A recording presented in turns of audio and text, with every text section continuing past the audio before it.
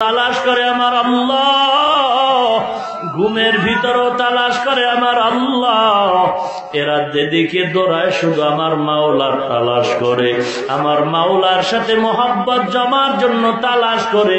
আর বলে, দয়ার মালিক, তোমার জন্য আমার দিলটা বড় পাগল, বড় পাগল।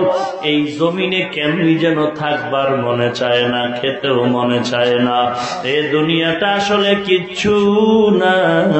যখন বান্দা বন্ধুর সাথে বন্ধুর যথেষ্ট পরিমাণ সম্পর্ক যখন গভীর হয়ে যায়, তখন খানাও ভালো লাগে না, ঘুমও ভালো লাগে না। তখন মনটা চায় শুধু বন্ধুরে কখন কাছে পাই, কাছে পাই, বন্ধুরে কাছে পায়া মজার মজার কথা বলবো। তখন পেটের ক্ষুধারও তৃষ্ণা থাকে না। ঠিক এই জমিনের মধ্যে যারা মাওলার মোহাব্বত নিয়ে চলে, এরা খানার ভিতরও শান্তি পায় না, ঘুমের মধ্যেও শান্তি নাই। এরা নামাজ পড়লে বড় মজা পায়, জিকির করলে বড় মজা পায়, রাতের ঘুমের মধ্যেও ঘুম নাই। আবার উইঠা সেজদায় পড়ে কান্না করে, দয়ার মালিক,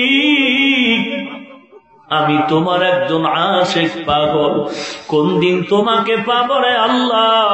তোমাকে পাওয়ার জন্য খানাও খাই না, ঘুমাইও না, আমি চতুর্দিকে তালাশ করি তোমার কুদরত। হাজী ইমদাদুল্লাহ মুহাজিরে মক্কি রহমাতুল্লাহ আলাইহি জীবনে